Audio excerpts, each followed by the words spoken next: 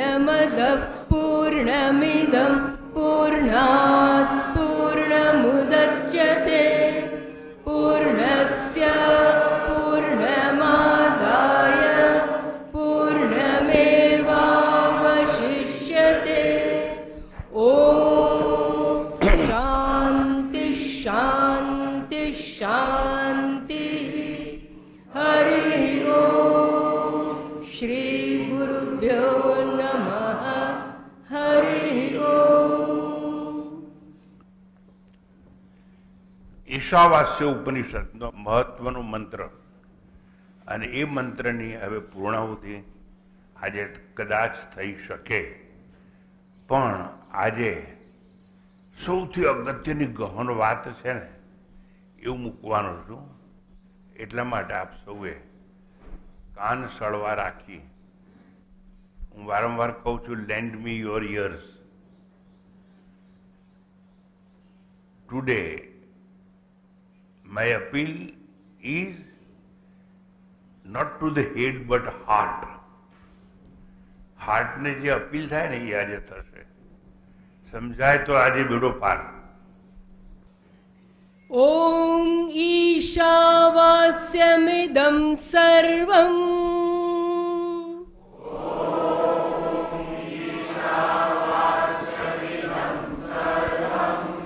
यत्किञ्च जगत्यां जगत्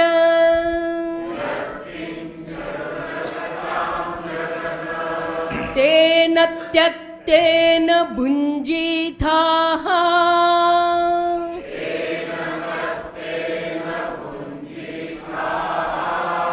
मा गृधः कस्य सिद्धनम्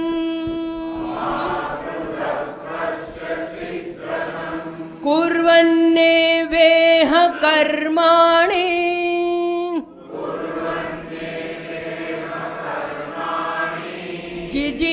जिजीविषेच्छतगं समाः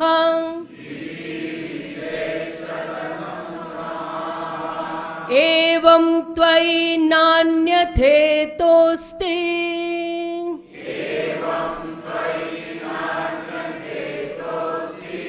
न कर्म लिप्यते नरे।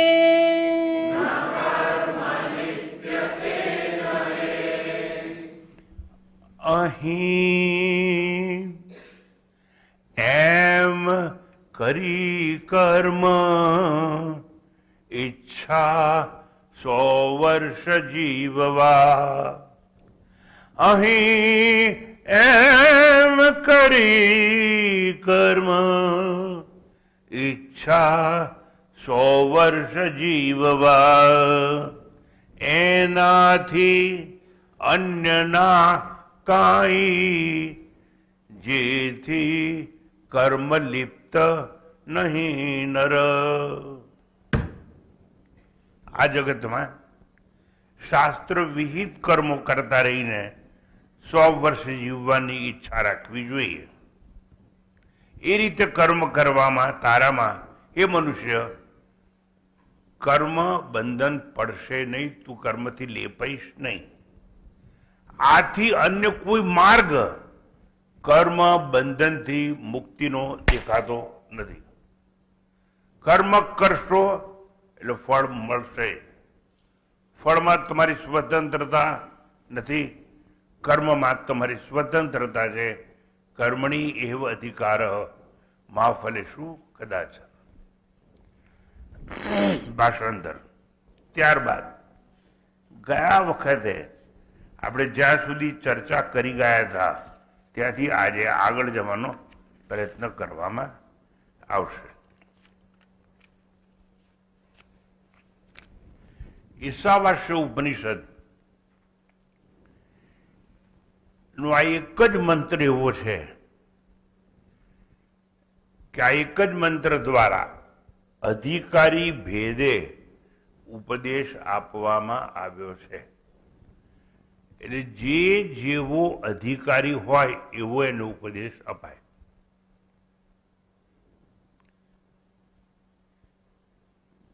એટલે જેનું જેવું ક્વોલિફિકેશન હોય એવો ઉપદેશ એને અપાય. અથવા જેવી જેની પાત્રતા હોય એવો ઉપદેશ એને અપાય. જો કોઈ માણસ કર્મોમાં આસક્ત હોય, એને કર્મફળની ઈચ્છા જ હોય અને વારંવાર ભગવાનના મંદિરમાં બેસીને હે ભગવાન મને આવું ફળ આપજે. કેટલાક લોકો ભગવાનની પ્રાર્થના કરીને કહેતા હોય છે મારી પરીક્ષામાં પાસ કરી દેજો ને ભગવાન. તો કેટલાક કહે છે મારું ઠેકાણું નથી પડતું, મારે જલ્દી એકમાંથી અમે બે થઈ એવું કરી દેજો ને. એ ભગવાન અમને ભાડાના ઘરમાં રહીએ છીએ, અમને ઘરનું ઘર કરી આપજો ને. એ ભગવાન આ મારો રોગ છે તમે દૂર કરી આપજો ને. આવા અનેક દાખલા આપી શકાય. ટૂંકમાં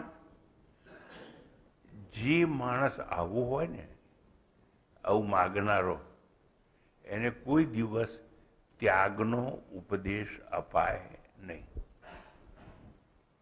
એને એવું ના કહેવાય કે તું ત્યાગી દે, બધું છોડી દે અને સંન્યાસી બની જવાય.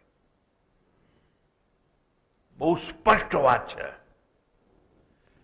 એટલે મોટા ભાગે અમે લોકો બધા લોકોને એવું સમજાવતા હોઈએ છીએ સત્યમ વદ ધર્મમ ચર, સત્ય બોલો, ધર્મનું આચરણ કરો, માતૃદેવો ભવ પિતૃદેવો ભવ. એટલું નહીં, શુરામ ન પીબેત એટલે દારૂ પીવો નહીં, હિંસામ ન કુર્યાત હિંસા કરવી નહીં. આવું બધું શીખવાડતા. એને ધર્મનો ઉપદેશ અપાય. અને ધર્મ ઉપદેશ જે આપે ને એની કથામાં લાખો લોકો હોય. હું ધર્મનો ઉપદેશ નથી આપતો, અને ગીતામાં ક્યાંય કોઈ ધર્મની વાત નથી. 700 શ્લોકમાં there are 700 verses. No verse is talking about dharma. ઉલટું ધર્મ ત્યાગની વાત આવે છે. પણ 18મા અધ્યાયમાં અર્જુન જ્યારે પરિપક્વ થયો ત્યારે સર્વ ધર્માન પરિત્યજ્ય. હું શું સમજાવવા માંગુ છું? જો આજે મારી વાત સમજમાં આવી ગઈ તો તમારા જીવનનો બેડો પાર થઈ જશે. અને આ વાત સંન્યાસીઓ માટે છે કે જે કર્મનો અધિકારી હોય એને જ્ઞાનનો ઉપદેશ અપાય નહીં. પંડિતજી તમે સમજી લેજો. જે કર્મકાંડીઓ હોય ને એ લોકોને કર્મ કરીને સ્વર્ગમાં જવું હોય, યજ્ઞ યાગ કરીને, અને સ્વર્ગમાં જનારા હોય તો આપણે એ લોકોને એન્કરેજ કરવાના. મને આવીને કોઈ પૂછે કે સ્વામીજી અમારે વિષ્ણુ યાગ કરો છે, ખુશીથી કરજો, પણ છે ને હું હાજર નહીં રહીશ. સંન્યાસી કોઈ પણ અગ્નિ સાથેની ક્રિયા હોય એમાં હાજર રહી શકે નહીં. કેટલાક સંન્યાસીઓને બધું ખબર નથી હોતી, એટલે મહત્તા પ્રાપ્ત કરવા માટે એ લોકો હાજર રહેતા હોય છે. રહેવાય નહીં અગ્નિ સાથેની કોઈ ક્રિયામાં. અને એટલા માટે સંન્યાસીને ભિક્ષા માગવાનું કહ્યું છે. નહીં તો ચૂલો સળગાવીને પોતે કરી શકે. હવે મેં શું સમજાયું? જે કર્મનો અધિકારી હોય એને ધર્મની વાત કરવાની, અને જે કર્મ ત્યાગનો અધિકારી હોય એને કર્મ છોડવાની વાત કરવાની. તમે કર્મ ત્યાગના અધિકારી ક્યારે થશો? બે વાત. કાં તો તમારામાં વૈરાગીની ભાવના ઊભી થઈ હોય તો, અને કાં તો તમારી ઉંમર મોટી બહુ થઈ ગઈ હોય તો. સમજાય છે? તમે બધા સિનિયર સિટીઝન છો, તમે તો બધું ભોગવી લીધું છે. પત્ની તમારી પાસે છે, બાળકો તમારી પાસે છે, સંતાન તમારી પાસે છે. Now what do you want? I want prestige. Okay, then try for prestige. ખ્યાતિ જોઈએ તો દાન કરો, તકતીઓ લગાવો તમારા નામની, ખ્યાતિ મળશે.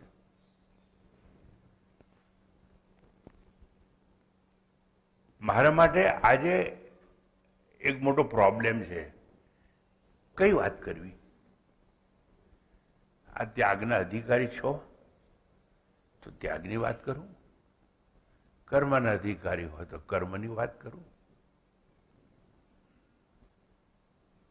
તમે કોઈ પણ ડૉક્ટર પાસે જઈને એવું ના કહી શકો કે ડૉક્ટર સાહેબ મને આવેદન આપો કે એસ્પ્રો આપો કે એનાસિન આપો. કઈ દવા આપો એ ડૉક્ટર નક્કી કરે. સમજ્યા તમે? દવાની માંગણી તમે ના કરી શકો. પણ આજે જરા કોવિડ આવ્યું ને ત્યારે એક ઇન્જેક્શનનું નામ ભૂલી ગયો છું, પણ બધા લોકો એ ઇન્જેક્શનની માંગણી કરતા હતા કે ભાઈ મને આ ઇન્જેક્શન આપો, આ ઇન્જેક્શન આપો. અને એમાં અડધા લોકો આજે જલ્દી હાર્ટ એટેક મરવા લાગ્યા ખોટા ઇન્જેક્શનો લઈને. અને ઇન્જેક્શનો 50,000 વેચાવા માટે એ વખતે જેની જરૂર જ નથી કોવિડમાં. સારું, કોવિડે એક વસ્તુ આપણને શીખવાડી, ત્યાગ. બૈરી મરી ગયો તો એનો પતિ એનું મોઢું જોવા જાય નહીં, કેટલો ડર. અને પતિ મરી ગયો હોય, જેને 1000 વાર ચુંબન કર્યું હોય, મારો પ્રિયતમ છે એવું કહ્યું હોય, પણ એ પત્ની છે પ્રિયતમા, એ પતિનું મોઢું જોવા જાય નહીં. સ્મશાનની વાત તો જવા દો. કોવિડે બહુ વસ્તુ શીખવાડી દીધી આપણને, જો તમે શીખ્યા હો તો. ટૂંકમાં મારે તમને એવું કહેવું છે કે આ એક જ ઉપનિષદ એવું છે કે જે આપણને બંને વાત કરે છે. એક જ મંત્ર દ્વારા કર્માધિકારી અને કર્મ ત્યાગનો અધિકારી બંનેની વાત કરી છે. આત્મજ્ઞાનની સ્તુતિ પણ કરી છે. એટલે ન કર્મ લિપ્યતે નરઃ. એટલે જે જ્ઞાની છે ને, જેને એમ થઈ ગયું છે હું સચ્ચિત આનંદ આત્મા છું, એને કર્મ કોઈ બંધન કરી શકે નહીં. એ હત્યા કરે ને તોય પાપ ના લાગે. અને એવો અર્જુનનો ઉપદેશ આપવામાં આવ્યો હતો. અર્જુન પહેલા કહેતો હતો યુદ્ધમાં ઉતરીશ તો સ્ત્રીઓ વિધવા થશે, બાળકો અનાથ થશે, હિંસા થશે, મારું કાળાક્ષરે નામ લખાશે. પણ એને સમજવામાં આવે છે અર્જુનને કે તું શરીર નથી, તું આત્મા છે. અને ઈશ્વરે આનું મોત નક્કી કર્યું છે, તારે નિમિત્ત બનવાનું છે. નિમિત્ત માત્ર ભવ સવ્ય સાચી. My dear sir, mind well. Very frankly, I am talking to you. My appeal is to your heart. I am not teaching you. પણ ઈશ્વર મને નિમિત્ત બનાવ્યો. નિદ્ર કેમ તમારી જેમ મારે ડોક્ટર ના થવું હોય, મારે પણ એન્જિનિયર થવું હોય, મારે પણ ચાર્ટર્ડ એકાઉન્ટન્ટ થવું હોય, મારે પણ શેઠ બનવું હોય, મારે પણ મિલ માલિક થવું હોય, મારે પણ ઘરનું ઘર થવું હોય, મારે પણ 2 છોકરાની પત્ની જોઈતી હોય. પણ નહીં, ઈશ્વરની યોજના મને મંજૂર નથી. હું સંન્યાસી નથી બન્યો, ઈશ્વરે મને નિમિત્ત બનાવ્યો છે. Please go and try to give them knowledge. No! I am not supposed to give you knowledge. I must try to remove your ignorance. તમારું અજ્ઞાન કેવી રીતે દૂર થાય એના માટે મને ઈશ્વરે જો નિમિત્ત બનાવ્યો હોય તો મારે એવો શ્રદ્ધાપૂર્વક પ્રયત્ન કરવો જોઈએ.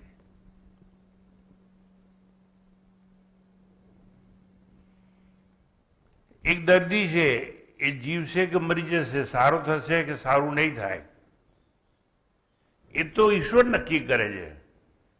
પણ ડોક્ટરને નિમિત્ત બનાવવામાં આવે. ચપ્પુ છે ને એ સર્જનના હાથમાં હોય છે, પણ કેવો ચીરો મૂકવો ને એ ઈશ્વર નક્કી કરતો હોય છે. ઈશ્વરને પેલાને જીવાડવું હશે ને તો ડોક્ટર સક્સેસફુલ થશે. અને ઈશ્વરને જો પેલાને નહીં જીવવા દેવું હોય તો ડોક્ટર નિમિત્ત માત્ર છે. ઓપરેશન કરે કોઈ સર્જન અને દર્દી મરી જાય, ડોક્ટરને પાપ લાગે નહીં. Number 1, remember my words. એવી રીતે કોઈ જજ છે, આને ગુનો કર્યો, according to Indian penal code number so and so આને ફાંસી આપવામાં આવે છે. એવું જ્યારે જજ જજમેન્ટ આપે ત્યારે જજે ફાંસીનો હુકમ કર્યો તો શું જજને પાપ લાગશે? નો, જજ નથી કહેતો.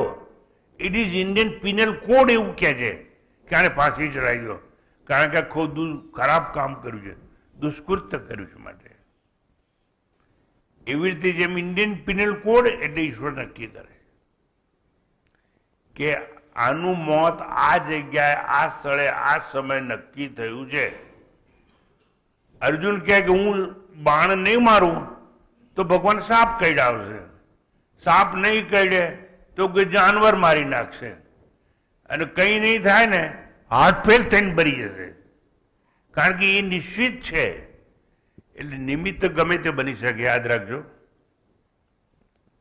ઈશ્વર જેને નિમિત્ત બનાવે એ નિમિત્ત બની શકે. એક જ મંત્ર દ્વારા કર્માધિકારી અને કર્મ ત્યાગનો ઉપદેશ આપવામાં આવ્યો છે. આત્મજ્ઞાનીની સ્તુતિ છે, સ્તુતિ તો કરવી જ જોઈએ.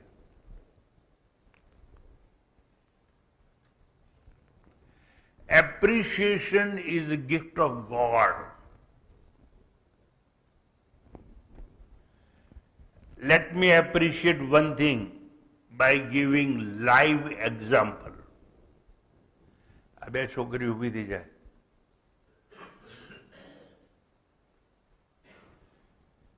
Just to attend one lecture. આ બે છોકરીઓ, they are coming from Ahmedabad. They got the train at 4 o'clock. 7:30 they landed at Bharuch. અને 1-2 મિનિટ મોડી આવીને બેસી ગઈ. આ શું બતાવે છે? ધગશ. આ શું બતાવે છે? શ્રદ્ધા. આ શું બતાવે છે? એક લગન. આવી લગન લાગવી જોઈએ. અત્યારે ખુશમનભાઈને કહેતો નથી ને, ત્યારે મેરી લાગી લગન એવું ભજન શરૂ કરી દે, પણ એવી લગન લાગવી જોઈએ. બેસો. એક બેન છે, બોમ્બેથી આવે છે આ પ્રવચન માટે દર રવિવારે, અને રાતની ટ્રેનમાં બેસે છે અને સવારે 4 વાગે ઉતરે છે. એટલે મેં એને સલાહ આપી હતી કે 1 કલાક તારે પ્લેટફોર્મ પર બેસી રહેવાનું, અંધારું હોય, અને રિક્ષામાં એકલા નહીં આવવાનું, અને 5 વાગે થોડી હલચલ શરૂ થાય ત્યારે આવવાનું. અને એ બેન રોજ મુંબઈથી આવે. મારું કહેવાનો અર્થ શું છે? કોણ કયો અધિકારી છે? હવે આ મેં શું કર્યું? આ લોકોને એપ્રિશિએટ કર્યા, બરાબર, સ્તુતિ કરી. એટલે શાસ્ત્ર પણ એવું કહે છે કે જ્ઞાની હોવાની સ્તુતિ તો થવી જ જોઈએ. એટલે અહીં કહ્યું ન કર્મ લિપ્યતે નરે. એટલે જ્ઞાની છે એ કોઈ પણ કર્મ કરે તો કર્મ એને બંધનકારક નથી. આ જ્ઞાનીની સ્તુતિ કહેવાય. હવે સમજાવું છું, સમજજો. જો તમે જ્ઞાની થાવ તો તમને આવું ફળ મળે. ગમે કર્મ કરો, પણ એ કર્મનું બંધન તમને લાગે નહીં. જ્ઞાનીને કર્મ બંધન નથી, કારણ કે નંબર 1 એને ફળની અપેક્ષા નથી. અર્જુનને એવો જ ઉપદેશ આપવામાં આવ્યો હતો, હાર જીતનો વિચાર છોડી દે, તું યુદ્ધમાં ઉતર. પાંડવો જીતે કે કૌરવો જીતે, હાર જીતનો વિચાર ના કર, ફળનો વિચાર ના કર, કર્મ કર. કેમ કે તું ક્ષત્રિય છે, અને ક્ષત્રિયોનો સ્વધર્મ છે કે યુદ્ધ કરવું. તું બ્રાહ્મણ છે, તારો સ્વધર્મ છે કે તારે જ્ઞાન આપવું. એટલે મોટાભાગના બ્રાહ્મણો કર્મકાંડ કરાવતા હોય છે. વૈશ્ય છે તું વેપાર કર. જે વસ્તુ લોકોને ના મળતી હોય ત્યાંથી લાવી આપ. અને ખેતરમાં અનાજ આવે, પણ અનાજ તું તારી દુકાનમાં લાવી અને વેચ, જેથી લોકોને ખેતરે ના જવું પડે. એટલે દરેકને એક સ્વધર્મ હોય. એટલે અર્જુનને એવો પણ ઉપદેશ આપવામાં આવ્યો હતો કે સ્વધર્મનું પાલન કરતા કરતા મરી જાવ ને એ વધારે સારું.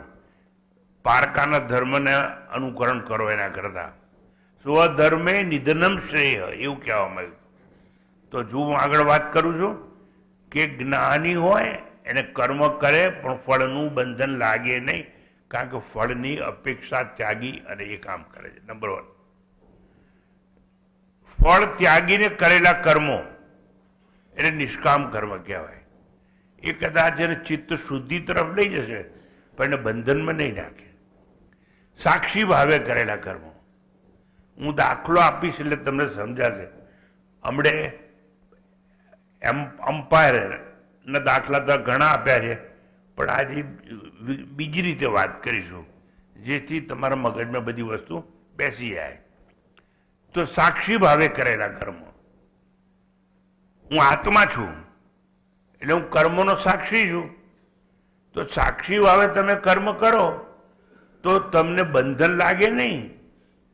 આ હું શું કરું છું? જ્ઞાનીની સ્તુતિ કરું છું. હવે તમારી સ્તુતિ કરું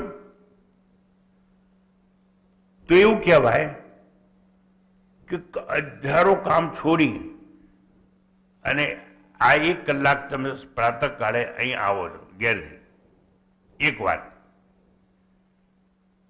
તમે બીજે ક્યાંય ગયા વગર આવો છો, પણ જો તમે માત્ર એક નિર્ણય કરીને આવતા હો મારે શ્રવણ જ કરવું છે અને શ્રવણ સિવાય બીજું કંઈ કરવું નથી અને શ્રવણનું ફળ ભગવાનજી આપશે હું સ્વીકારી લઈશ, એવા નિર્ણયથી આવો તો પણ તમને બંધન નહીં લાગે. આ જ્ઞાની સાક્ષી ભાવે કર્મો કરે છે. પછી નિમિત્ત ભાવે કરેલા કર્મો એ બંધનમાં ના નાખે. નિમિત્ત ઈશ્વર આપણને બનાવે. હું કાયમ કહું છું, I am transistor radio. I am not talking to you, but through me, some unknown forces are talking to you, and you are not listening, my dear sir. યાદ રાખવાનું, તમારા કોઈ કર્મો એવા છે કે આ જન્મે તમારી પાસે પુણ્ય કર્મ કરાવવા માંગે છે અને પુણ્ય કરાવવા માંગે છે માટે તમે અહીં આવો છો, કારણ કે આ સાત્વિક કર્મ છે. અત્યારે તમે ચોરી નથી કરતા, અત્યારે તમે કોઈને મારતા નથી, અત્યારે તમે કોઈને દુઃખ દેતા નથી, અત્યારે તમે એવું કર્મ કરો છો, શાંત ચિત્તે બેઠા છો અને બીજો કોઈ વિચાર કરતા નથી, માત્ર શ્રવણ, અને એ પણ વિધાઉટ રિએક્શન. તો તમને પણ જ્ઞાની જેવું ફળ મળી શકે. નિમિત્ત ભાવે કરેલા કર્મ. પછી અકર્તા ભાવે કરેલા કર્મ. અકર્તા એનું કર્મ કરું છું પણ હું કર્મનો કરતા નથી. હું બોલું છું, વાચા તમને સંભળાવું છું, ઉપદેશ આપવાનું કર્મ કરું છું, સમજવાનું, પણ હું ઉપદેશ આપવાનો કરતા નથી. આવું જ્ઞાની માને તો એને કર્મનું બંધન લાગે નહીં. સમજાય છે? હું તો માત્ર બોલીને જતો રહું છું, મને ખબર છે સુધરો કે બગડો ભલા નહીં વૃદ્ધિ નહીં હાણ. અરે તમારું સુધરો ને બગડો તો બગડો, મારે કઈ મતલબ નથી. મારું કામ તો અહીંથી કલાક બોલીને જતા રહેવાનું. સમજાય છે તમને? આ જ્ઞાનીની સ્તુતિ ચાલે છે. અકર્તા ભાવે કરેલા કર્મો. બીજું ઈશ્વર પ્રીત્યર્થે કરેલા કર્મો. જો કેટલા દાખલા આપ્યા અમે. ફળની અપેક્ષા વગર કરેલા કર્મો, સાક્ષી ભાવે કરેલા કર્મો, નિમિત્ત ભાવે કરેલા કર્મો, અકર્તા ભાવે કરેલા કર્મો, અને છેલ્લે કહું છું ઈશ્વર પ્રીત્યર્થે.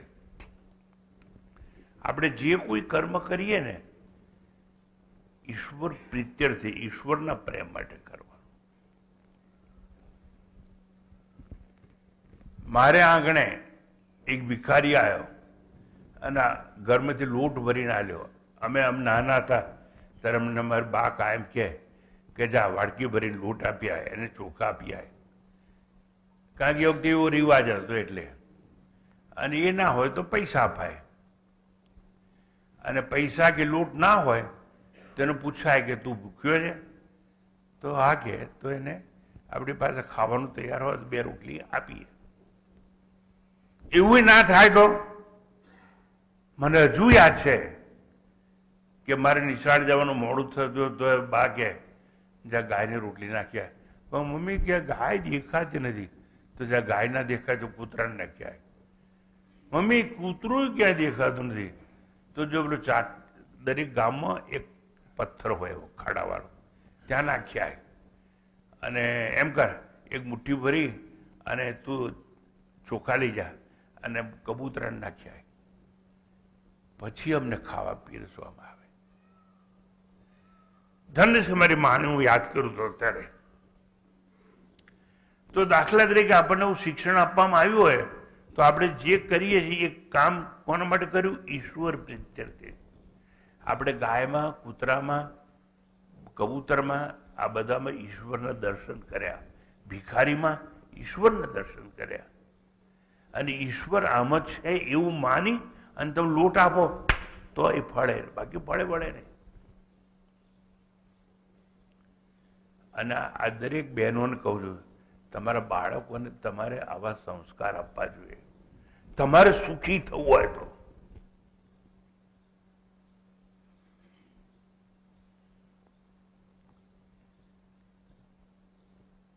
બહુ આનંદ આવે એમાં, લેનારને અને આપનારને બંનેને આનંદ આવે.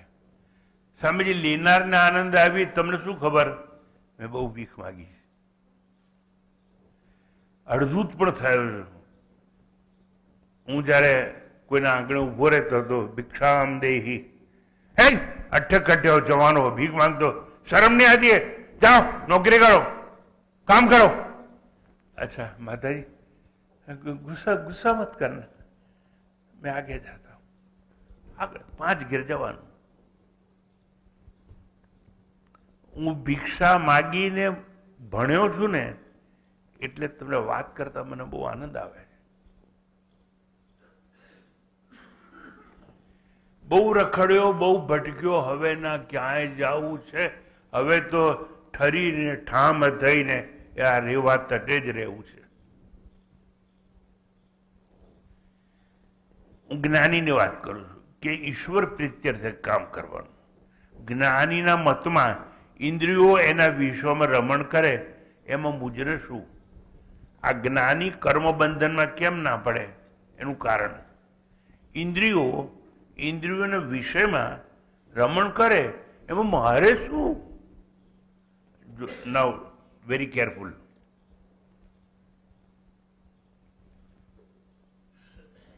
એક જ્ઞાની છે જે પોતાને સચ્ચિદાનંદ આત્મા માને છે.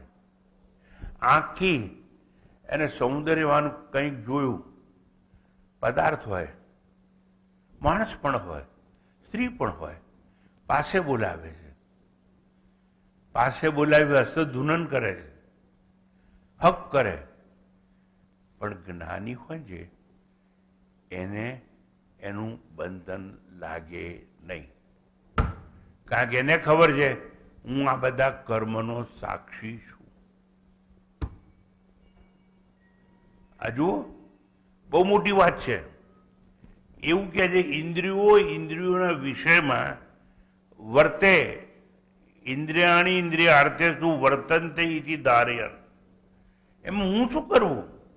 મારી આંખ રૂપ જુએ તો હું શું કરું?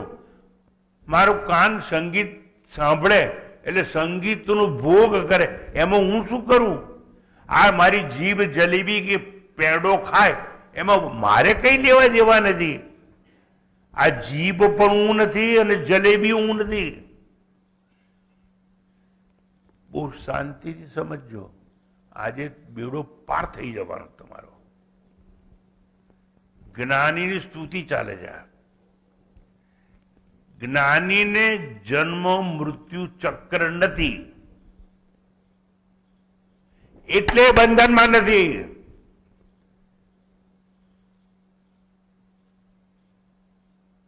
જયારે પેલો અજ્ઞાની છે એને શું કહેવામાં આવ્યું મંત્રમાં?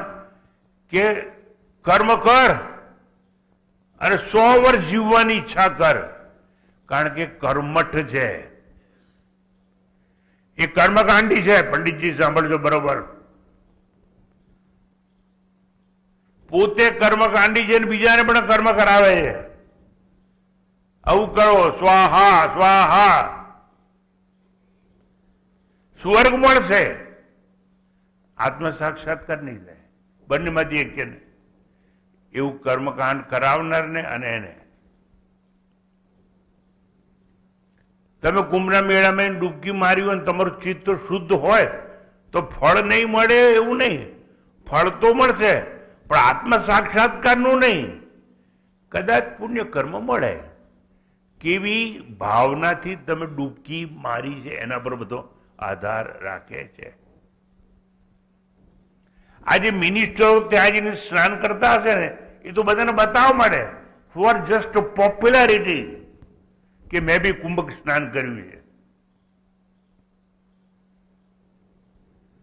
પણ જો એક એવી બહેન જઈ અને કુંભ સ્નાનમાં મનોમન એવું વિચારતી હોય કે પરમાત્મા મારું સામર્થ્ય નહોતું, રેલવેની ટિકિટના પૈસા મારી પાસે નહોતા, કોઈ મને લઈ આવ્યું છે એનું એ ભલું કરજે, અને જો મારાથી કોઈ પણ ભૂલ થઈ હોય તો તું મને ક્ષમા કરજે. હે પ્રભુ, માત્ર ક્ષમા માટે હું સ્નાન કરું છું. હૃદય શુદ્ધ થઈ શકે. તમે તમારા મનના ભાવ કયા છે? એટલે જુઓ, જ્ઞાનીને તો જન્મ મૃત્યુનું ચક્ર નથી. એટલે જ્ઞાની દેહ, ઇન્દ્રિય, મન અને બુદ્ધિના કર્મમાં આત્માનો અકર્મ ભાવ જુએ છે. આંખ રૂપનો ભોગ કરે, કાન સંગીતનો ભોગ કરે, જીવ સ્વાદનો ભોગ કરે, આ ત્વચા છે ને એ સ્પર્શાનુભૂતિનો ભોગ કરે. તમે ગમે ને અડો ને સ્પર્શનો આનંદ છે, પણ જ્ઞાનીને બંધન નથી. અજ્ઞાનીએ સમજવું જોઈએ. એટલા માટે હંમેશા કહું છું કે અમને જે કપડા આપવામાં આવ્યા છે લાલ રંગના છે, ધીસ ઇઝ ફાયર, અગ્નિ છે, દૂર રહેજો અમારાથી. અને તમારામાં જો જ્ઞાન હોય તો પાછા બાબો વાંધો નથી. કારણ કે જ્ઞાની છે ને એ ઇન્દ્રિયોના વિષયમાં વર્તે છે, એમાં મારે શું એ સાક્ષી જેવું માનનારો છે. પણ અજ્ઞાની જો એવું નહીં માને તો ભોગમાં ફસાઈ જશે. તો જો જ્ઞાની ને જન્મ મૃત્યુનું ચક્ર જ નથી, કારણ કે પોતે કર્મ નથી, અને કર્મ નથી એટલે કરતા નથી, ને કરતા નથી એટલે કર્મ ના કરે તેનો ફળ ના મળે, અને ફળ ના મળે તો ભવિષ્ય ના મળે, અને ભવિષ્ય ના મળે તો પુનર્જન્મ ના મળે, અને પુનર્જન્મ ના મળે સદગતિ અવગતિ કશું ના મળે.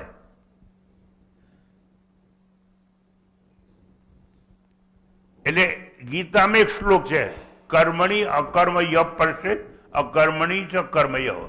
જે જ્ઞાની છે એ કર્મોમાં અકર્મ અને અકર્તાને જુએ છે, અને જે અકર્મ છે એમાં કર્મ જુએ છે.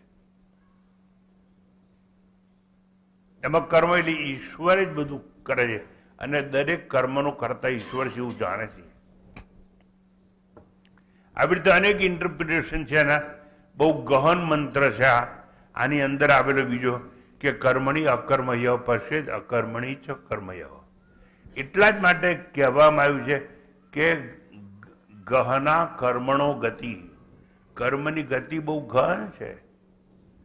સાદી સીધી રીતે કર્મ સમજાય તેમ નથી, એટલા માટે ઉપદેશ આપવામાં આવે.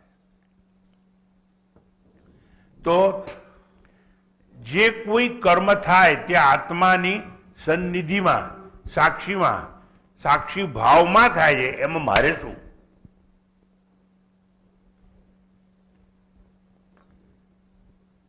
આ દરેક સર્જન જે હોય ડોક્ટરે એને સમજવા જેવું. ઓપરેશન મારા દ્વારા થાય છે, હું કરતો નથી. પરમાત્માના સાક્ષી ભાવમાં થાય છે, અને ઓપરેશન કરતા કરતા પેશન્ટ મરી પણ જાય. It's like. એટલા માટે તો ખબર છે બધા ડોક્ટરો પહેલા સહી લઈ હતા બધાની, કોઈ કે કેસ બેસ કરે નહીં એટલા માટે, અને તમારે લખીને આપી દેવું પડે. પણ એ તો કાયદાની મોકાણ છે બધી. આત્મજ્ઞાન હોય ને તો એને કોઈ ડર ના હોય. એનો હેતુ શું છે ડોક્ટરનો? કે આની પેલી ગાંઠ કાઢી અને આને રોગ મુક્ત કરવો. Intention is much more important then action. તો તમે જ્યારે કોઈ પણ કર્મ કરો છો ત્યારે તમારી હેતુ શું છે હેતુ મહત્વની વાત છે. તો હું જ્ઞાની સ્તુતિના સંદર્ભમાં આગળ જોઉં છું ધીરે ધીરે કે એવું માને છે કે મારા સાક્ષી ભાવમાં આ બધું થાય છે, કારણ કે હું આત્મા છું ને આત્મા સચ્ચિત આનંદ સાક્ષી છે. હવે તમને સમજાય એટલા માટે સમય નથી તો પણ વાત કરું છું, અને સમય પૂરો થશે તોય વાત કર્યા કરીશ, કારણ કે તમને સમજાય એવી વાત કરવી મારે. ભાઈ ત્યાં તડકો આવે છે પેલી બારીમાં, ત્યાં પૂછવું જ છેલ્લે, ત્યાં અજવાળો આવે છે પેલી બારીમાં જુઓ ને ભાઈ, આ કોનું અજવાળું છે? કોનું અજવાળું છે? અરે બોલો ને, સૂર્યનું. બસ મારે એટલું જ કામ છે. આ તડકો, આ અજવાળું કોનું છે? સૂર્યનું. આકાશમાં સૂર્ય છે, સૂર્ય કંઈ કરતો નથી, એનું હોવું એ જ પર્યાપ્ત છે. સૂર્ય કંઈ કરે નહીં. સૂર્યોદય ખોટી વાત છે, સૂર્યાસ્ત પણ ખોટી વાત છે. પૃથ્વી ફરે છે એટલે આપણને સૂર્યોદય અને સૂર્યાસ્ત જેવું લાગે છે. સૂર્ય કંઈ કરતો નથી. તો આ બધા ગ્રહો છે ને એ સૂર્યની પ્રદક્ષિણા કર્યા કરે છે.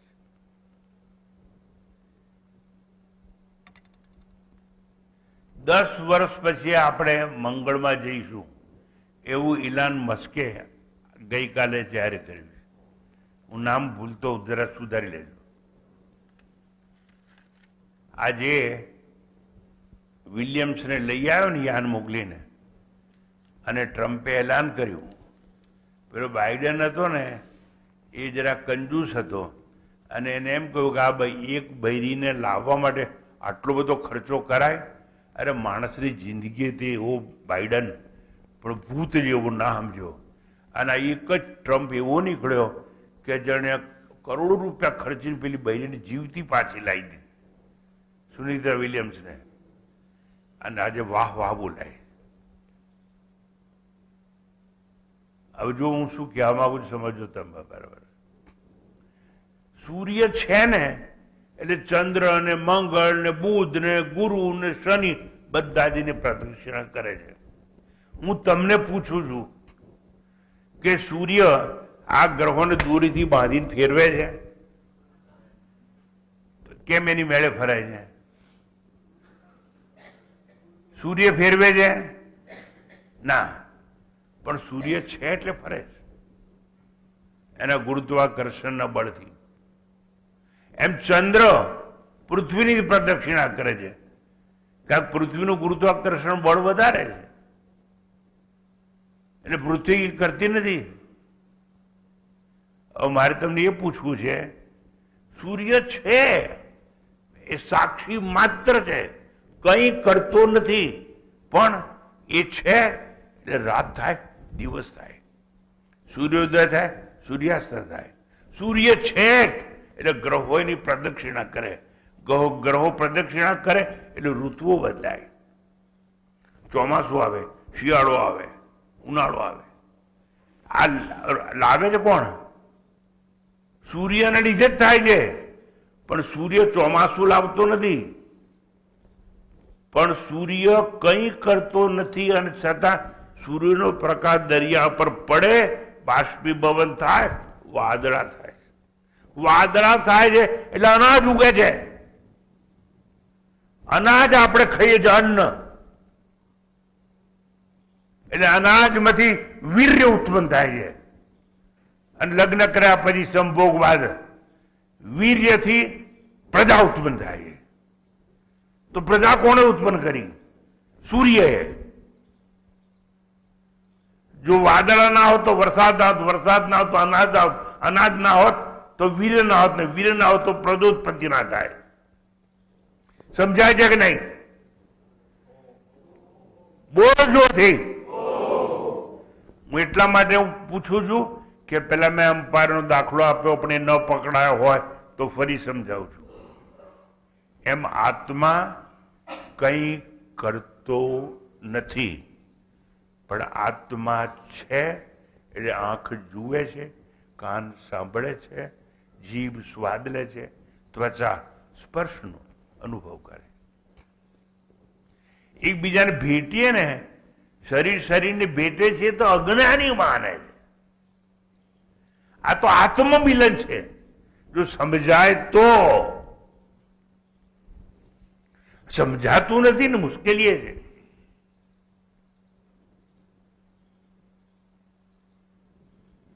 તમને કેમ આડ્યા? આગળ રહેજો ને. બરોબર છે, અજ્ઞાની માટે. અને મને સ્પર્શ કરવામાં કઈ વાંધો નથી, કારણ કે તમે મને અડી શકો જ નહીં, કારણ કે હું આત્મા. વાહ વાહ, વોટ એ ગ્રેટ થિંગ. પણ આ જ્ઞાનીની સ્તુતિ છે એટલે સમજાવું છું. અને હું ઘણી વાર કહું છું, don't come close to me.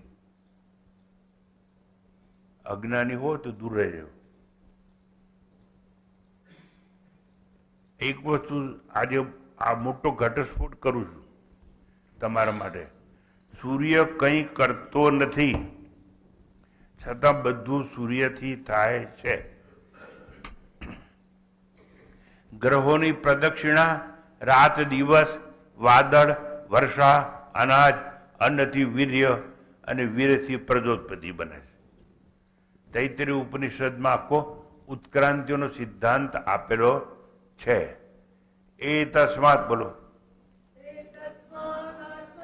Akash સંભૂત આકાશાદ્વાયુ વાયોરગ્નિ અગ્નેરાપ અદ્ય Prithvi પૃથિવ્યામ ઓષધયઃ ઓષધિભ્યો અન્નમ અન્નાત પુરુષઃ.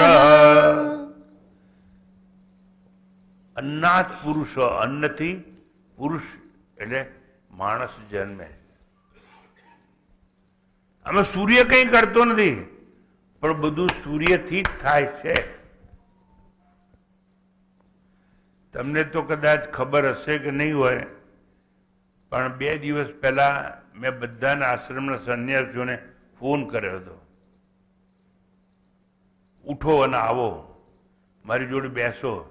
Sunita William નીચે આવે છે, પણ મોટા ભાગે એક જ સંન્યાસી આવી શક્યા, કોઈ આવી શક્યું નહીં.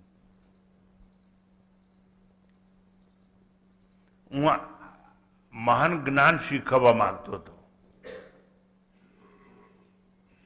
આ સુનીતા વિલિયમ્સને નીચે લાવ્યું પણ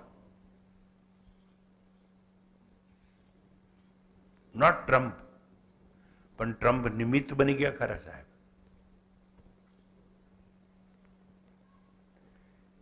એનું જીવન હજુ ચાલુ રાખવાનું હતું, આપણને કંઈ શિક્ષણ મળે એટલા માટે. આટલે દૂર ગયેલી વ્યક્તિ મરી નહીં. તમે સરાના રણમાં ચાલતા ચાલતા જાઓ, 4 દિવસમાં મરી જવાના. એને કંઈ ના થયું. ગઈ તે અઠવાડિયા માટે જ, પણ એવો એક્સિડન્ટ થયો કે નીચે આવી ના શકાયું. જેવી ઈશ્વરની ઈચ્છા. આપણે અહીં આવ્યા છીએ, નાનપણમાં પણ આપણું મૃત્યુ થઈ શકે, પણ હજુ થયું નથી. એની ઈચ્છા. તમારી સામે બેઠા છો, કાંક તમે જીવતા છો. તમારી સામે બેઠા છો, હું બોલું છું, કાંક જીવતો છું. પણ એની ઈચ્છા છે. એટલે આ બધી ઈશ્વર પ્રત્યે થયેલા કર્મ કહેવાય. હવે મેં સૂર્યનો દાખલો આલ્યો. સૂર્ય ઉદય અસ્ત સૂર્યમાં છે એવું જણાય છે નહીં. ચંદ્રોદય અનુભવાય, છતાં સૂર્યને કોઈ લેવા દેવા નથી. પંડિતજી સાંભળજો, આજે 30 છે, આ પાસ કરો. આજે 8મ છે, આ કરો. આજે પૂર્ણિમા છે, આજે આ કરો. અલ્લા, પૂર્ણિમા ને બીજ ને તીજ ને કશું હોતું નથી. આ તો સૂર્ય ચંદ્ર ને પૃથ્વી એક લાઈનમાં આવે અને પૃથ્વીનો પડછાયો ચંદ્ર પર પડે એટલે એટલો ભાગ ન દેખાય ને આ બધું આપણને દેખાય છે. એટલે આ બધું કરે છે કોણ? બીજ ને ત્રીજ ને ચોથ ને બધું સૂર્ય ના, પણ સૂર્ય નથી કરતો એવું ના કહેવાય. સૂર્ય નિમિત્ત છે, સૂર્ય સાક્ષી છે. કારણ કે ચંદ્રને પોતાનું અજવાળું નથી, એ તો પરપ્રકાશિત છે. સૂર્યનું ચંદ્ર એટલું ઊંચે છે કે સૂર્યનું અજવાળું એના પર પડતું હોય છે, પણ વચ્ચે પૃથ્વી આવી જાય ત્યારે આવું દેખાય આપણને. અને પછી જ્યોતિષ શાસ્ત્રીઓ બધા ભેગા થઈ અને એમ કે આજે બીજ છે ને તીજ છે ને તમે આમ કરો ને તમે આમ કરો. અરે તમારે જે કરવું એ કરો. એક જ સિદ્ધાંત સમજો, સૂર્ય કંઈ કરતો નથી અને છતાં બધું જ સૂર્યથી થાય છે. એમ આત્મા કંઈ કરતો નથી પણ બધું જ આત્માથી થાય છે. આટલું સમજાય છે?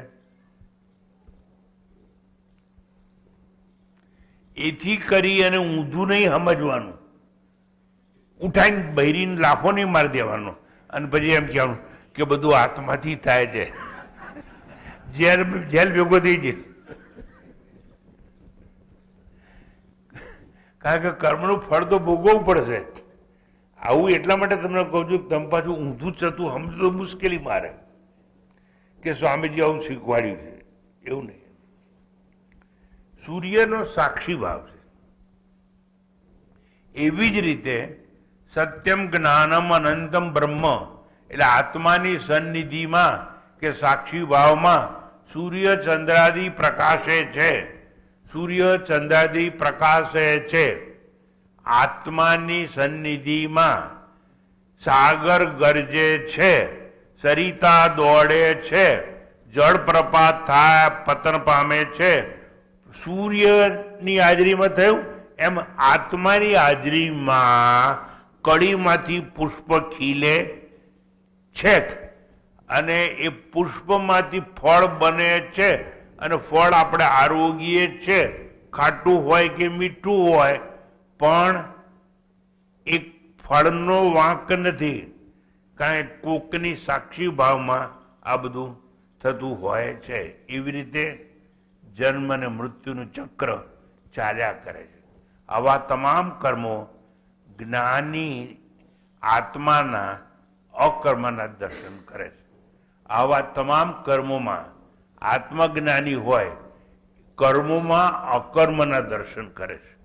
અને જ્ઞાનીની સ્તુતિ એટલા માટે જ કરવામાં આવતી હોય છે, ન કર્મ લિપ્યતે નરે. બ્રહ્મસૂત્ર પણ આ જ વાતને ટેકો આપે છે. પણ તમે લોકો બ્રહ્મસૂત્ર ભણ્યા નથી. સંન્યાસીઓને પણ મોટાભાગે પાછલા સૂત્રોની ખબર નથી. માટે હું જણાવું છું કે સ્તુતયે અનુમતિ વા, એટલે સ્તુતિ તો કરવી જ જોઈએ. જેમ મેં આ બહેનોને કહ્યું છે અમદાવાદથી આવે છે અને સ્તુતિ બધા લોકો ના કરી શકે. હો, appreciation is a gift of God. મારા પ્રવચન છે ને એ જે લોકો ટીવીમાં જોતા હોય છે એમાંથી થોડા લોકોની કોમેન્ટ આવતી હોય છે, બધાની આવતી નથી. Because they are not gifted. આ ગિફ્ટ છે પરમાત્માની. અને બધું બહુ ઓછા લોકો જ્ઞાની છે એની સ્તુતિ કરી શકે. કારણ જ્ઞાની સ્તુતિ એટલા માટે કરવાની કે જ્ઞાની એ આત્મા છે. સત્યમ જ્ઞાનમ અનંતમ બ્રહ્મ. જ્ઞાનીની સ્તુતિ અનિવાર્ય છે. તેથી રખે કોઈ એવું માને કે જ્ઞાનીને કર્મનો નિયમ લાગુ પડતો નથી. આવું વિરોધાભાસ દ્વારા સત્ય એલાન કરું છું. પરંતુ કર્મ ફળના નિયમનું જે બળ છે, કર્મ ફળના નિયમનું જે બળ છે એના કરતા જ્ઞાનનું બળ વધારે છે. એન્ડ ધેરફોર આ જ્ઞાની હોય એ કોઈ પણ કર્મ કરે તેને કર્મનું ફળ લાગે નહીં. કેમ? કર્મના ફળનો જે નિયમ છે એના કરતા જ્ઞાનનો નિયમ વધારે બળવાન હોવાથી આવું થતું હોય છે. જ્ઞાની તમામ કર્મોને જ્ઞાનાગ્નિ દ્વારા ભસ્મ કરી દે છે. જ્ઞાનાગ્નિ સર્વ કર્માણી ભસ્મસાત કૃતે તથા. જ્ઞાનીને કર્મો અડતા કે નડતા નથી. જ્ઞાનાગ્નિ દગ્ધ કર્માણમ તમાહુ પંડિતમ બુધા. અને આવું જે માનતો હોય એને પંડિત કહેવામાં આવે. પંડિતજી સાંભળી લેજો તમારા માટે. જે આની સમજ આવી હોય એને પંડિત કહેવામાં આવે છે. જવાહરલાલ નહેરુને પંડિત અટક નથી. આ પંડિત શબ્દ છે ને એ તો જ્ઞાનની અભિવ્યક્તિ કરનારો શબ્દ છે. જ્ઞાન રૂપી અગ્નિથી જેને કર્મ બંધનોને ભસ્મ કર્યા છે તેવા બુદ્ધજનોને પંડિત કહેવામાં આવે છે. તેવા જ્ઞાની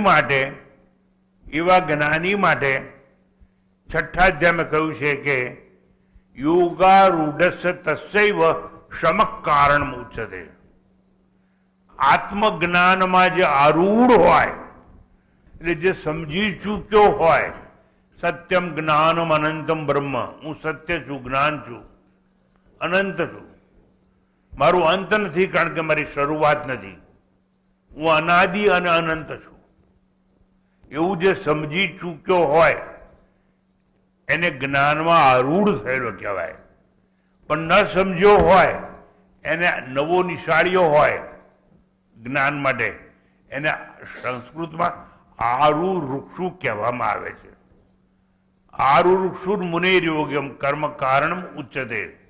એટલે એવા અજ્ઞાનીને કર્મ જ કરાવવું પડે. પંડિતજી ધ્યાન રાખજો, તમે કરાવો છો ખોટું નહીં. કેમ? અજ્ઞાની હોય એને કર્મ કરાવવું પડે. શેના માટે? ચિત્ત શુદ્ધિ માટે. પછી ચિત્ત શુદ્ધ થાય પછી જ્ઞાનનો અધિકારી થાય, અને જ્ઞાનનો અધિકારી થાય તો એને આત્મજ્ઞાનનો સંદેશ આપવાનું એટલું જ નહીં, એને ત્યાગ શીખવાડવો પડે. મારી પાસે આવીને જો તમે કેવો પ્રશ્ન કરો છો એના પર આધાર છે. સ્વામીજી, હવે મને કોઈ ઈચ્છા નથી, હું પરવારી ગયો છું. સ્વામીજી, કમાવું હતું ને એટલું બધું કમાઈ ગયો છું. સ્વામીજી, 3 પેઢી ચાલે એટલો હજુ મારી પાસે છે. સ્વામીજી, અને હું મરી જઈશ ને તો ઢગલો મૂકીને જવાનો છું. સ્વામીજી, બધા કર્મો કરી લીધા છે, છોકરાઓ પરણી નહીં ઠેકાણે પડી ગયા છે, અને ભાવનું હવ કરે છે, અને સ્વામીજી હું હવે નિવૃત્ત છું, હવે મારે શું કરવું? એવો કોઈ આવે ને તો જ હું કહું કે તારે હવે ત્યાગ કરવાનો સમય આવી ગયો છે. પણ એવા મારી પાસે માફ કરજો આવતા નથી. એટલે કોઈને જ્ઞાન તો જોઈતું જ નથી. જેને જ્ઞાન જોઈતું હોય એને ત્યાગનો ઉપદેશ આપવામાં આવે છે, કારણ કે એ કર્મ ત્યાગનો અધિકારી છે અને એક કર્મ કરવા વાળો અધિકારી છે ચિત્ત શુદ્ધિ માટે. જ્ઞાન યોગમાં આરૂઢ થયેલા તે જ્ઞાનીનું જ્ઞાન નિષ્ઠા માટેનું સાધન કર્મ ત્યાગ છે. જ્ઞાન નિષ્ઠા માટેનું સાધન કર્મ ત્યાગ છે. તમને સંસ્કૃત ના આવડે એટલે કહી દઉં. સંન્યાસી છે આ માણસ. સંન્યાસી એટલે શું? સર્વ કર્મ ન્યાસ ઇતિ સન્યાસ. જેણે બધા જ કર્મોનો ત્યાગ કર્યો છે એને સંન્યાસી કહેવામાં આવે છે. એટલે હવે તમને એટલા માટે શીખવાડું છું કે તમારે ઘેર યજ્ઞ હોય ને અને આહુતિ ને એવું બધું હોય તો બધાને ઇન્વાઇટ થાય, સંન્યાસીને ઇન્વાઇટ ના થાય. બરાબર? તમને ખબર ના હોય તો તમે આ બધું કરો, અને જે સંન્યાસીને આવું ખબર ના હોય જાય ખરા, અને બેન ઠોકી વિખરા ખાવાનું, કે ભજીયા ખાવાનો બધાને શોખ હોય, પણ જ્ઞાનીથી આવું થાય નહીં. કર્મ ના થાય કોઈ પણ. સ્વાહા એવું ના કરાય, ઘી ઉમાય ના હોય. કારણ કે જયારે સંન્યાસ લે છે ને ત્યારે બધા કર્મોનો ત્યાગ કરી દે છે. સર્વ કર્મ ન્યાસ એટલે ત્યાગ. ન્યાસ ઇતિ સંન્યાસ. સારું. ઈશાવાસ્ય ઉપનિષદની ખ્યાતિ મહત્તા પ્રતિષ્ઠા એટલા માટે છે. ઈશાવાસ્ય ઉપનિષદની ખ્યાતિ મહત્તા પ્રતિષ્ઠા એટલા માટે છે કે એમાં અધિકાર ભેદે ઉપદેશ આપવામાં આવ્યો. કર્મનો અધિકારી હોય એને કર્મ કરવાનું ક્યાં હોય. અને અમે લોકો બી એવું જ કહીએ, જપ કર, ભગવાન અમે બેસ, આમ પલાટી વાળ, આંખો બંધ કર, અને એક હાથના આંગળા બીજા હાથમાં હું શીખવાડું છું. કેમ? એ કર્મનો અધિકારી છે. પણ જો કર્મ ત્યાગનો અધિકારી હોય તેને બીજી શિક્ષા આપવી પડે. તો ટૂંકમાં એક વસ્તુ ધ્યાન રાખવાની, અશુદ્ધ ચિત્તવાળા આરુષુ કર્માધિકારી માટે કુર્વન્ને વેહ કર્માણી એવો ઉપદેશ છે. શાસ્ત્ર વિહિત કર્મો કરી અને 100 વર્ષ જીવવાની ઈચ્છા રાખવી જોઈએ એવો ઉપદેશ આપવામાં આવ્યો છે. કોના માટે? જે કર્મનો અધિકારી હોય, એટલે જેને હજુ જ્ઞાન થયું નથી, જે પોતાને આત્મા સમજતો નથી, એવા લોકો હોય એ લોકોએ 100 વર્ષ સુધી જીવવાની ઈચ્છા રાખવી જોઈએ અને જાત જાતના ધાર્મિક કર્મો કરવા જોઈએ એ ઉપદેશ છે. ત્યારે કર્મ ત્યાગ કે જ્ઞાનનો જે અધિકારી છે એને બીજો ઉપદેશ છે, ન કર્મ લિપ્ય તે ન રહે, એવો ઉપદેશ આપવામાં આવે છે. કર્મ કરતો છતાં કર્મ બંધનથી લેપાતો નથી, બંધન મુક્ત રહે છે. માટે આવા મંત્રો ઉપનિષદની બોળા સમાજમાં સ્વીકાર્યતા જોવામાં આવે છે. કુર્વન્ને વેહ કર્માણી જીજી વિષય સતમ સમાહા. જો પ્રશ્ન એવો જાગે કે 100 વર્ષ જીવવાની ઈચ્છા કોને રાખવી જોઈએ, તો જે એવું માનતો હોય, now be careful, lend me your ears, be attentive, જે એવું માનતો હોય કે આઈ એમ ફિઝિકલ ગ્રોસ બોડી, જે એવું માનતો હોય કે પંચ મહાભૂતનું પૂતળું હું છું, લોહી હાડકા વાળું શરીર હું છું, જે એવું માનતો હોય મારે જન્મ છે અને દર વર્ષે મારી વર્ષગાંઠ આવે છે, આવા માનનારા લોકોને કર્મનો ઉપદેશ આપવામાં આવે છે. હું સ્થૂળ દેહ છું, સ્થૂળ બુદ્ધિ વાળો છું, કરતા ભોગતા છું અને સાકાર છું એવું માનતો હોય, મારે એક આકાર છે, કાં તો એવું માનતો હું સ્ત્રી છું, હું પુરુષ છું, એવું બધું માનનારા લોકોને કર્મનો ઉપદેશ આપવામાં આવે. કેમ? એ લોકો રજોગુણી હોય, ભરપૂર રજસ હોય. રજસ એટલે દેર આર સમ પીપલ, અને આપણે શું કહે છે, યુ આર વર્કોહોલિક્સ. જેમ દારૂનો નશો હોય ને એમ કર્મનો નશો હોય. એ માણસ રિટાયર થવાનું હોય ને એના 2 વર્ષ પહેલા નક્કી કરતો હોય કે પાર્ટ ટાઈમ જોબ ક્યાં મળશે. એટલે હું તો કલેક્ટર છું, પણ કલેક્ટર હું હતો ને ત્યારે સાહેબ તમારી ઇન્ડસ્ટ્રીવાળા હતા ને, તમે મારી પાસે નતા આવતા? આવતો હતો. તો હવે હું કલેક્ટર તરીકે રિટાયર થવાનો છું, તમારી ઇન્ડસ્ટ્રીમાં મને પદ આપજો ને. એ કારખાનાવાળા આપવું પડે. કેમ? એની પાસેથી ઘણા કામ કઢાયા હોય. આ જે તમે લોકો બેઠા છો ને એ લોકોએ ગવર્મેન્ટ ઓફિસરો પાસે લાંચ આપીને કામ કરાયું હશે તો તમારે એને હેલ્પ કરવી જ પડશે.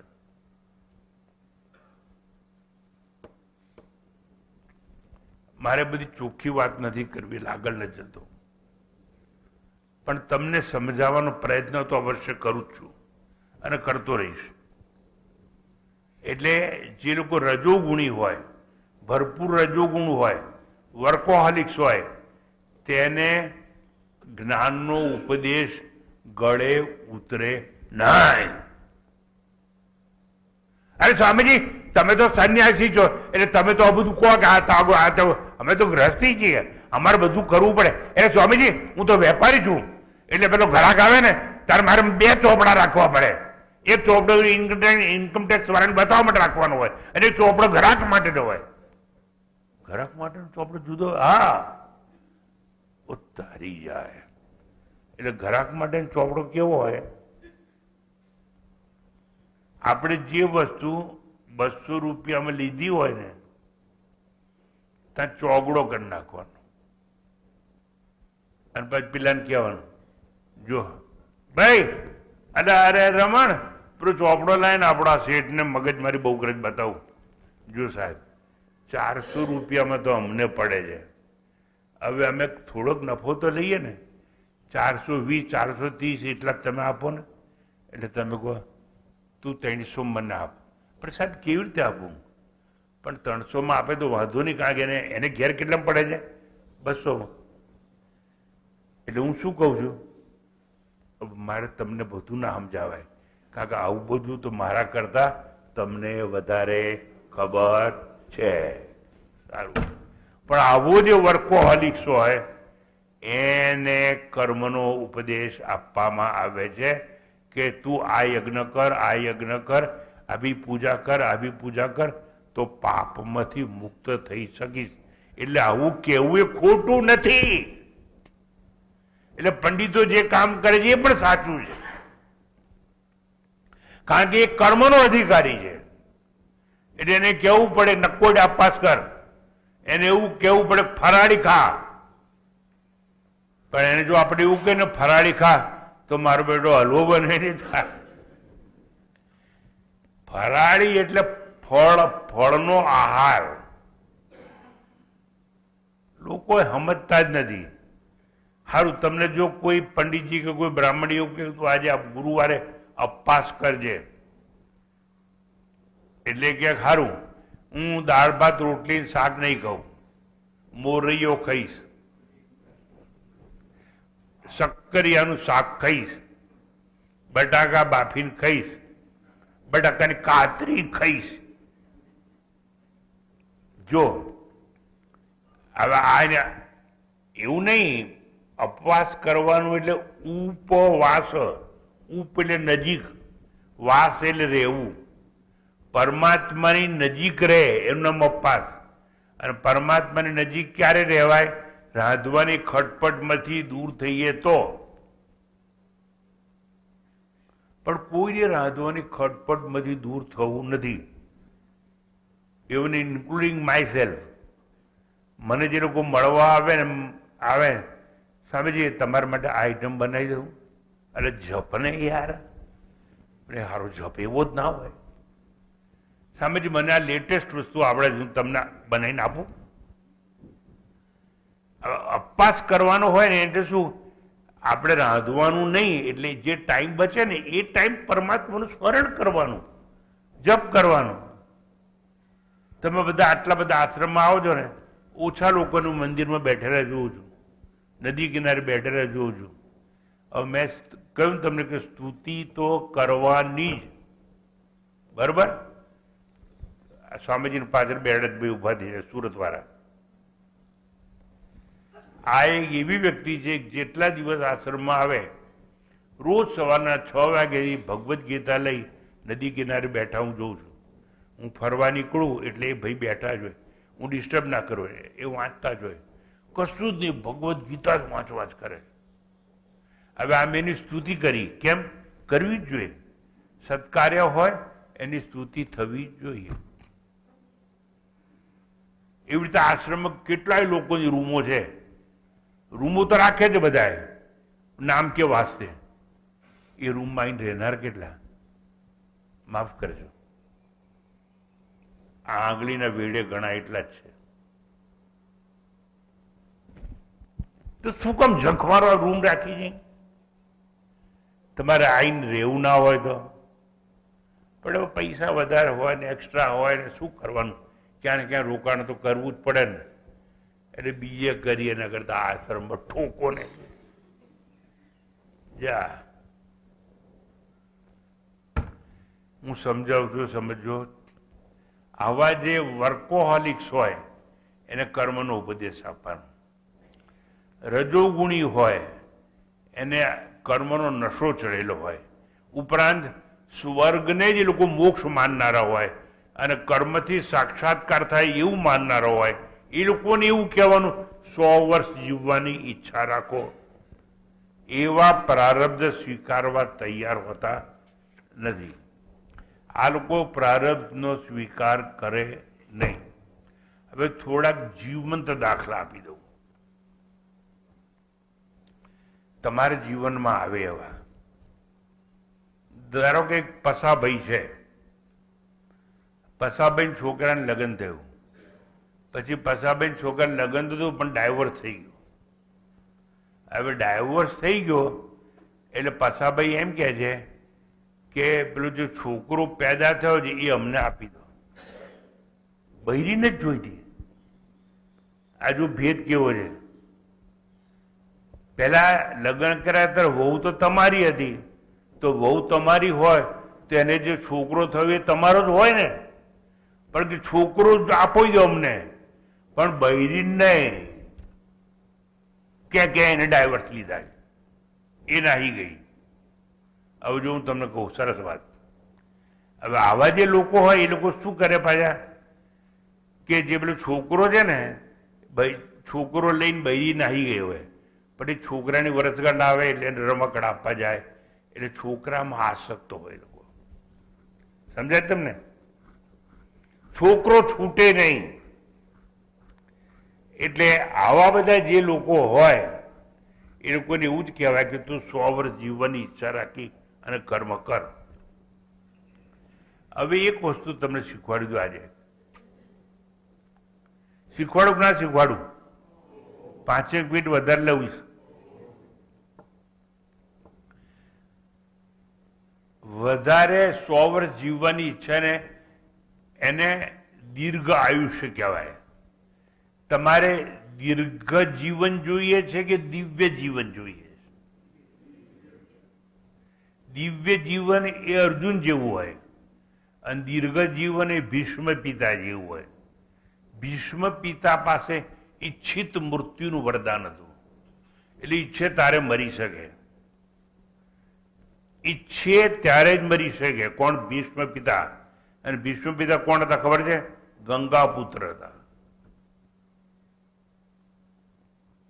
ઈચ્છિત મૃત્યુનું વરદાન હતું, દીર્ઘ જીવન હતું.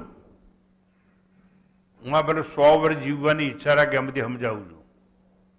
છતાં ભીષ્મ પિતાના જીવનમાં દ્વિધા હતી. He was in conflict. He was under tension એની લાઈફમાં. કેમ? એને પાંડવમાં જવું કે કૌરવનો પક્ષ લેવો? ન્યાયી લોકો સાથે જવું કે અન્યાયી લોકો સાથે જવું? કૌરવો આતતાયી હતા એટલે એની સાથે રહેવું કે ધર્મવાળા ધર્મરાજા હોય એના પક્ષમાં જીવવું? દ્રૌપદીનું વસ્ત્રહરણ થયું ત્યારે ભીષ્મ પિતા મૌન હતા. મને પૂછો તો હું એમ કહું, they are all બિકાઉ Acharya, વેચાયેલા Acharya હતા. ધૃતરાષ્ટ્રના મહેલમાં રહેતા હતા, ધૃતરાષ્ટ્રનો રથ વાપરતા હતા, ધૃતરાષ્ટ્રનું અન્ન ખાતા હતા. અને આપણે ત્યાં કહેવત છે અન્ન એવો ઓળકાર. એટલે ધૃતરાષ્ટ્રનું અન્ન ખાતા હતા ને, ધૃતરાષ્ટ્રના પક્ષે હતા ને, અન્યાયના પક્ષે હતા ને, એટલે દ્રૌપદીનું વસ્ત્ર હરણ થયું ત્યારે મૌન રહ્યા, ડોબાઓ. અને કહેવાય શું? દીર્ઘજીવી.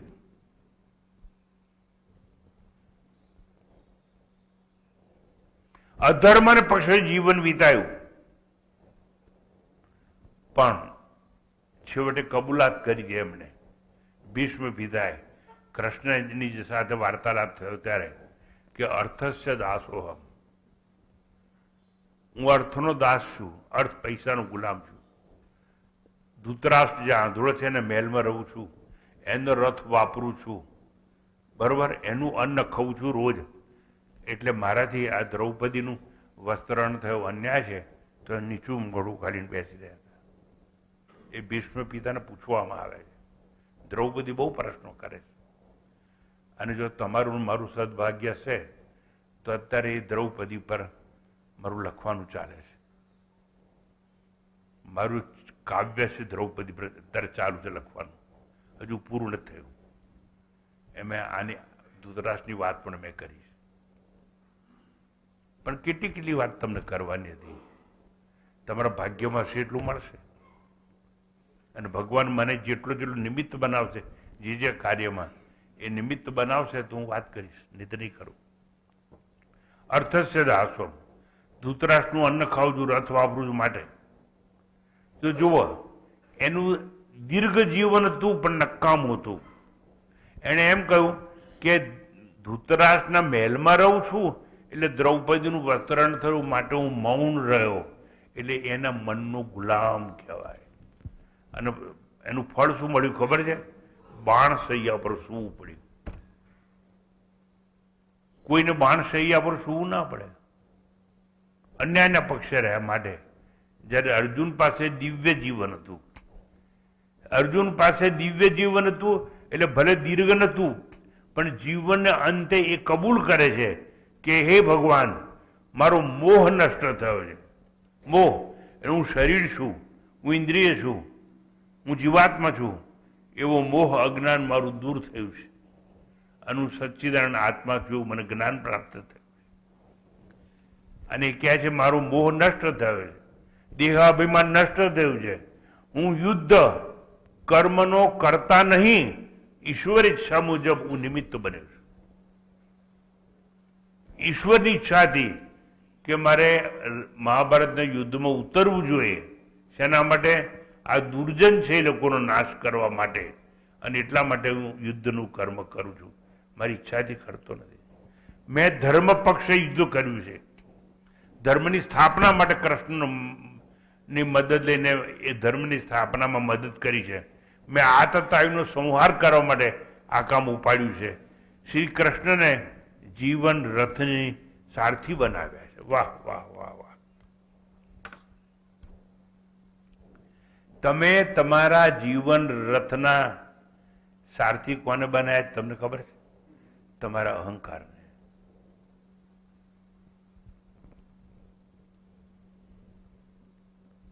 પરમાત્માને તમારું જીવન રથ સોંપી દો અને જ્યાં લઈ જાય ત્યાં જવા દો.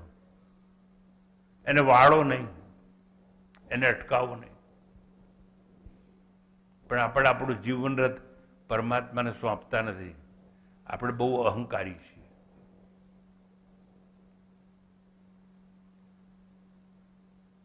હું એ નોકરી કરું છું, રોજ મિસ્ટર એને પૂછું કે આનાથી વધારે પગાર ક્યાં મળશે, ત્યાં જવું. મિસ્ટર બીને પૂછું કે આ વધારે પગાર આપે છે ત્યાં જવાય ખરું? આ અન્યાયનો પંથ લેવાય ખરો? જે પ્રારબ્ધને માનતો હોય ને એ આવા બધા પ્રયત્નોથી મુક્ત થઈ જાય કે મારા પ્રારબ્ધમાં જે લખાયેલું છે ને એ કોઈ ભૂસી શકે એમ નથી, અને જે નથી લખાયું એ કોઈ આપી શકે એમ નથી. એક જ દાખલો આપું છું. હું નોકરી નથી કરતો, કશું કામ નથી કરતો, પણ જે સુખ સગવડતા ભગવાન મને મારા યોગ્યતા પ્રમાણે આપવી જોઈએ એ બધી મને આપી. પછી એના પર વિશ્વાસ શા માટે ન રાખો? પણ જે લોકો પ્રારબ્ધમાં ના માનતા હોય ને એ લોકોની વાત જુદી છે. એ લોકોની માગણી જ હોય, આમ કરું, આમ કરું, આ છોડી દઉં, આ પકડું. અને એવા લોકો હંમેશા દુઃખી જ થતા હોય. સંતોષી લોકો હોય છે ને એ જે મળ્યું એમાં સંતોષ માનતા હોય. પણ આ વાત, મારી વાત કોઈને ગળે ઉતરે એવી નથી, ના જ ઉતરે. અને એટલે લોકો કર્મ કર્યા કરે, બાંધછોડ કર્યા કરે. ટૂંકમાં એક વસ્તુ યાદ રાખવાની, જો હું સમજ્યો હોઉં કે હું સતચિત આનંદ છું, જો હું સમજ્યો હોઉં કે હું આપનો એટલે કૃષ્ણનો શિષ્ય છું, જો હું સમજ્યો હોઉં તો મારે કબૂલ કરવું જોઈએ કે હે ભગવાન, કૃષ્ણ અર્જુન કબૂલ કરે છે કે મારો મોહ નષ્ટ થયો છે, પણ મારી મહેનતથી નહીં, મારી બુદ્ધિથી નહીં, આપની કૃપાથી. અર્જુને કહ્યું નષ્ટો મોહ સ્મૃતિર્લબ્ધવા કરીશે વચન તવ. પહેલા યુદ્ધમાં જવાની ના પાડતો હતો, એ કહે છે ભગવાન હવે તમે કહેશો એમ હું કરીશ. કારણ મને બધું સમજાઈ ગયું છે કે હું તો નિમિત્ત માત્ર છું, અને તમે જે કાર્ય માટે નિમિત્ત બનાવશો એ કામ કરીશ. હું ધર્મશાળા ખોલવા નથી માંગતો, પણ જો ઈશ્વર તમે ઈચ્છો ને કે મારી પાસે જે બચેલા પૈસા છે એમાંથી ધર્મશાળા ખોલું તો હું કરીશ. તમારી ઈચ્છા હશે તો. એટલે ઈશ્વર પ્રીત્યર્થે કર્મ કરનાર. અને આવું કબૂલ કોણ કરે છે? અર્જુન કરે છે. કરીશ એ વચનમ તવ. અર્જુને છેલ્લે 18માં જેમ કહ્યું, હવે તમે જેમ કહેશો એમ કરીશ. જેવું એવું કહ્યું એટલે ભગવાને કર્યું. પેલા કહ્યું કરીશ એ વચનમ તવ, એટલે ભગવાને કંઈ કહ્યું નહીં, પણ ભગવાને શું કહ્યું? યથેચ્છસી તથા કુરુ. તને જેમ ઈચ્છે એમ કર. એટલે તારી બુદ્ધિ જેમ કે એમ કર. તારી પાસે જે જ્ઞાન તને દર્શન આપ્યું એ પ્રમાણે કર. જા, હું તને કંઈ કહેતો જ નથી. હું શું કામ કહું? મને તો ખબર છે કે આ ખાડામાં પડવાનો છે. હું ના બચાવું, કારણ કે એના કર્મો પ્રમાણે નિશ્ચિત થયેલું છે.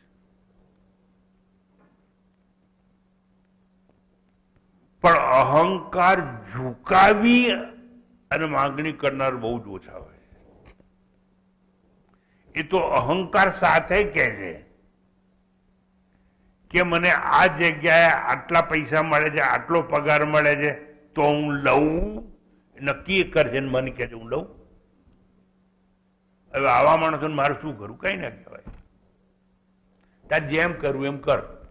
યથેચ્છસી તથા કુરુ. આવું કૃષ્ણ ભગવાને અર્જુનને કહ્યું. દેહ મુક્ત ચેતન આત્મા છું, જે હું માનતો હોય. જે હું માનતો હોય કોઈ નિરાકાર છું, અનાદિ છું, અજન્મા છું, અશરીરી છું, માટે કોઈની હત્યા કરી શકું જ નહીં. હું આત્મા છું, જો મારે શરીર નથી, હું નિરાકાર છું, તું કોઈ હત્યા કેવી રીતે કરું? અને જો સામેનો માણસ છે એ પણ જો આત્મા છે તેની હત્યા થઈ શકે તેમ નથી. હું હત્યા કરી ના શકું અને હત્યા થઈ શકે નહીં, તો પછી એવું કર્મ કરવામાં વાંધો નહીં.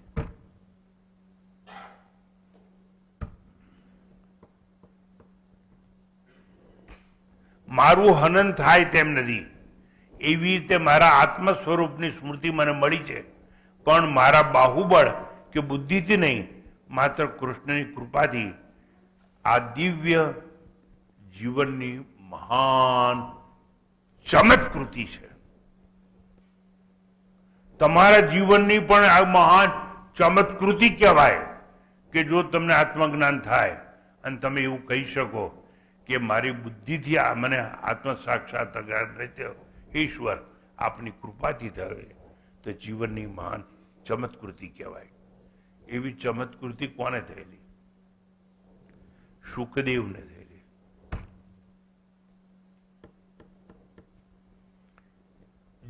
સુખદેવ જેમ નિવૃત્તમાં રહે કે જનકની જેમ પ્રવૃત્તિમાં રહે, કોઈ ફરક પડતો નથી. મારા જીવનમાં અને મારી પ્રેરણા મૃતિમાં એવા બે સંતો છે, અને બે સંતોના ફોટા મેં લગાવ્યા છે. એક બાજુ રમણ મહર્ષિ છે, એક બાજુ રંગવદૂત છે. કર્મ કરવું જ જોઈએ એવું નહીં, ના કરો તો પણ વાંધો નહીં. પણ આ જ્ઞાની માટે, જ્ઞાની કર્મ કરે તો પણ પોતાને ખબર છે હું અકર્તા છું. વિવેકાનંદની જેમ વિદેશોમાં પ્રવચન કર્યા કરે તોય વાંધો નહીં, પણ જ્ઞાની હોવો જોઈએ. અને રંગ અવધૂતની જેમ કંઈ પણ ન કરે, રમણ મહર્ષિની જેમ ક્યાંય પ્રવચન કરવા ના જાય તોય વાંધો નહીં. કર્મ કરે તો હું અકર્તા છું એવું સમજીને, અને હું નિરઅવયવી છું એટલે કર્મ મારે કરવું જ નથી. હું શરીર નથી તો કર્મ મારાથી થાય જ નહીં, અને હું કર્મનો કરતા નથી તો કર્મફળનું ભોગતા નથી એવું માનનાર રમણ મહર્ષિ હોય તો પણ વાંધો નહીં. તમે કોણ છો ને કેવા છો એના પર બધો આધાર. આજકાલ કલ્ટ બહુ વિકસિત થયા છે. કલ્ટ એટલે સંપ્રદાયો. આમ તો નામ ના દેવા, આપણે એક જ સંપ્રદાયનું નામ દઉં છું, સ્વામિનારાયણ સંપ્રદાય. 200 વર્ષ થયા નથી. એ લોકો ઊંધું સદું ગમે એમ બકે જ રાખે બધું. એ સનાતન ધર્મ ના કહેવાય, એ આપણી પરંપરા ના કહેવાય. કૃષ્ણ ભગવાન ગીતામાં કહ્યું એવમ પરંપરા પ્રાપ્તમ ઇમમ રાજર્ષો વિદુ. આ તો પરંપરા છે. આ જ્ઞાન જે તમને ગીતાની વાત કરું છું ને, ચોપડી ના હોય. એ કૃષ્ણનું જો મહાભારતનું યુદ્ધ થયું ત્યારે પ્રિન્ટિંગ પ્રેસ નહોતા, કાગળની શોધ થઈ નહોતી. ભગવાન મોઢેથી બોલતા હતા અને ભગવાનના સ્વમુખે આ ગીતા બોલાય છે. એટલે ગીતાનું આટલું મહત્વ છે. ભગવાન પોતાના મુખથી બોલે છે આ ઉપદેશ. એટલે સમજો જરા કે આત્મદશામાં તમે હો તો કર્મ કરો તો પણ વાંધો નહીં અને કર્મ ન કરો તો પણ વાંધો નહીં. આત્મદશામાં હો તો પ્રવૃત્તિ કે નિવૃત્તિમાં કોઈ ફરક નથી. આત્મદશામાં હો તો પ્રવૃત્તિ તેમને ન તો અલંકૃત કરે, પ્રવૃત્તિ ન તો તેમને અલંકૃત કરે કે તમે નિવૃત્ત હોય તો ના તમને વિરૂપ કરે. આ છે શાશ્વત સત્ય.